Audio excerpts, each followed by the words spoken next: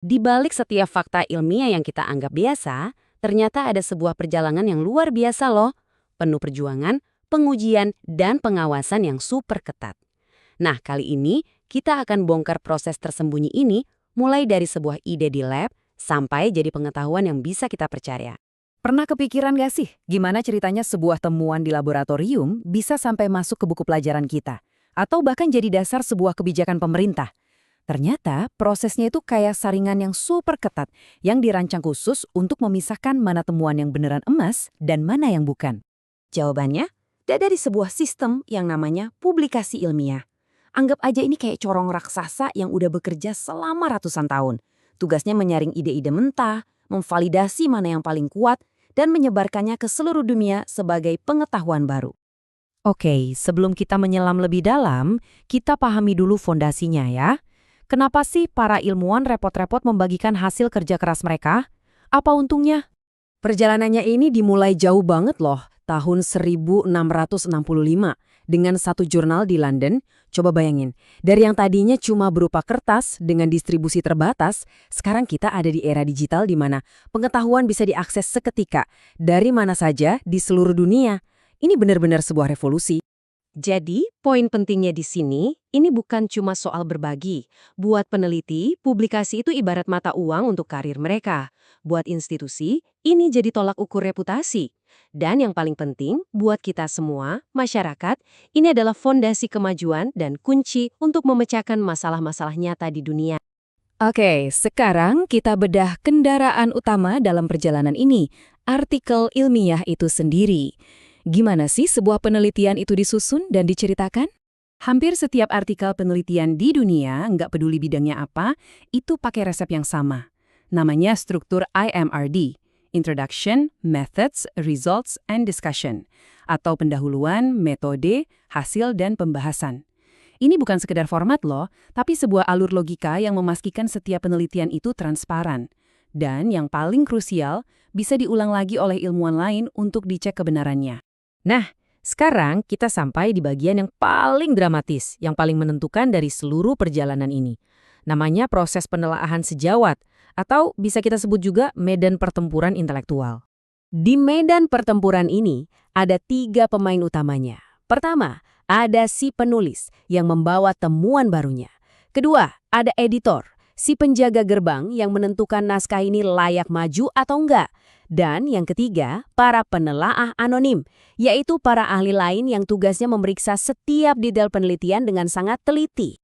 Prosesnya kira-kira begini. Setelah naskah diajukan, editor akan melakukan pemeriksaan awal. Kalau lolos, naskah itu akan dikirim ke beberapa ahli lain untuk diinterogasi.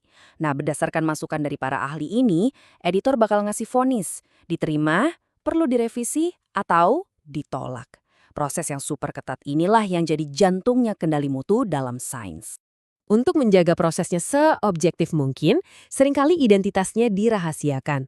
Dalam model single blind, penulis nggak tahu siapa yang mereview tulisannya. Kalau di model double blind, lebih rahasia lagi. Bahkan editor dan penelaah pun nggak tahu siapa penulis aslinya. Tujuannya cuma satu, mengurangi bias dan membuat semua orang fokus hanya pada kualitas penelitiannya.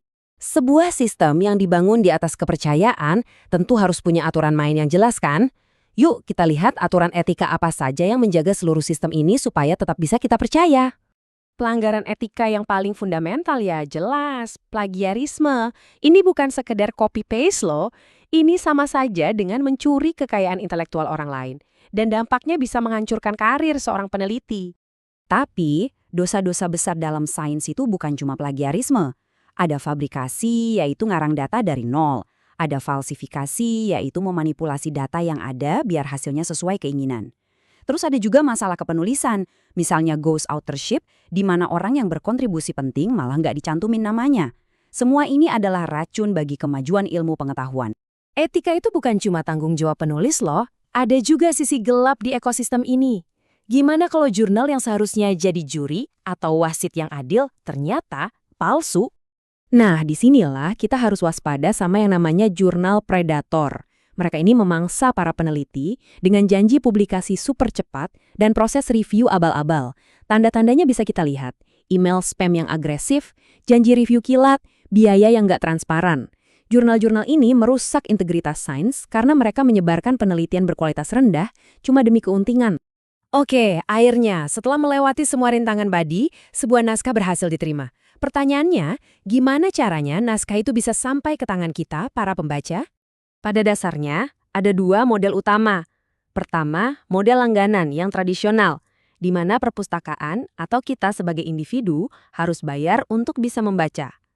Lalu, ada model yang lebih baru, yaitu akses terbuka atau open access, di mana penulisnya yang membayar biaya di awal supaya hasil karyanya bisa diakses gratis oleh siapapun dimanapun. Dan skala percakapan ilmiah global ini besar sekali. Ada lebih dari 30.000 jurnal aktif di seluruh dunia yang terus-menerus mempublikasikan temuan-temuan baru. Mereka semua membangun fondasi pengetahuan manusia, bata demi bata. Nah, ini membawa kita ke pertanyaan terakhir. Di dunia yang serba instan, yang penuh dengan headline dan misinformasi, apakah proses publikasi ilmiah yang terkesan lambat, metodis, dan penuh kehati-hatian ini justru menjadi penyaring kebenaran yang paling kita butuhkan sekarang? Coba direnungkan.